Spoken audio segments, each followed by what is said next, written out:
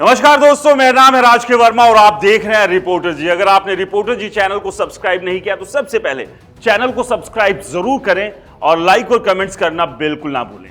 ये जो खबर है ये आपके बेहद काम की खबर है, क्योंकि साइबर क्राइम के मामले लगातार देश भर में बढ़ते जा रहे हैं और गुरुग्राम की बात करें तो यहां पर भी एक के बाद एक लगातार इस तरह के मामलों के नंबर तेजी से बढ़ रहे हैं। इस सब के बीच गुरुग्राम पुलिस लगातार इस तरह के साइबर क्रिमिनल्स को पकड़ने के लिए प्रयास भी कर रही है और इस तरह के मामलों के खुलासे भी हो रहे हैं। और लाखों करोड़ों रुपए जो साइबर क्रिमिनल्स कहीं दूर बैठकर आपके बैंक खाते से निकाल लेते हैं, यानी कि आपके बैंक खाते को साफ कर देते हैं, उसकी रिकवरी भी कुछ हद तक हो रही है। लेकिन इस सब के बीच यह समझना बेहद जरूरी है कि साइबर क्राइम से बचेंगे कैसे। साइबर क्राइम से अगर आपको बचना है तो उसके लिए आपको ही जागरूक होना होगा, क्योंकि हर एक बैंक खाते के साथ एक पुलिस वाले को नहीं बैठाया जा सकता है।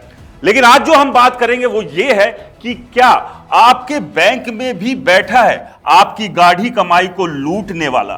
क्योंकि जिस तरह से साइबर क्राइम के मामले बढ़े हैं तो क्या ऐसा संभव हो सकता है कि इन साइबर क्रिमिनल्स और बैंक कर्मियों के बीच कोई जोड़ तोड़ ना हो, यानी कि साठगांठ ना हो।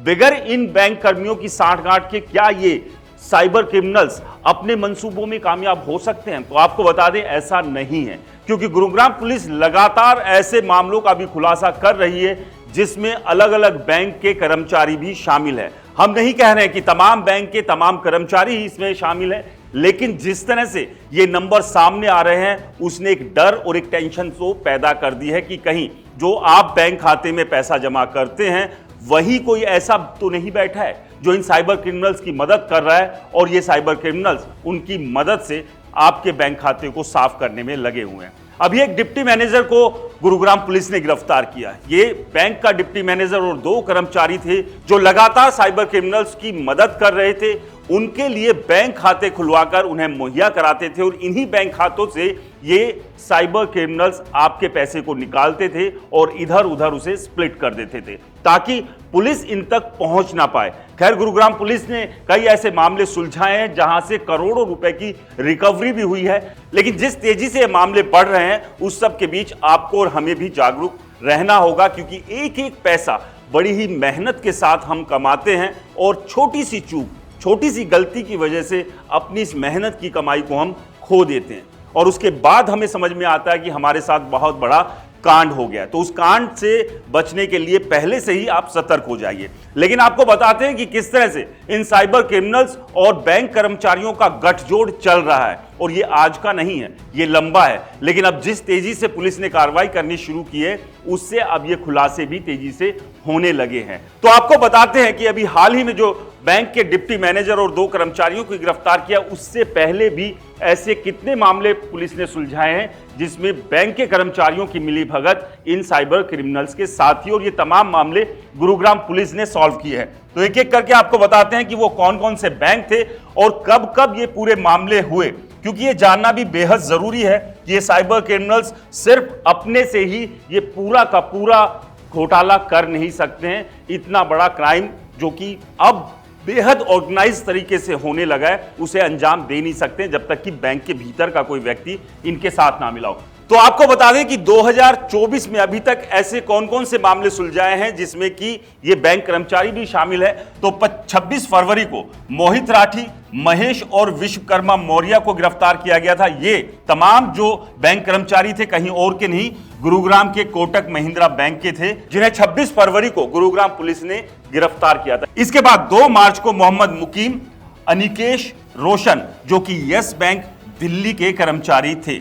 उसके बाद 11 मार्च को दीपक धर्मेंद्र जो कि यस बैंक रोहिणी दिल्ली के कर्मचारी थे, इन्हें गिरफ्तार किया था।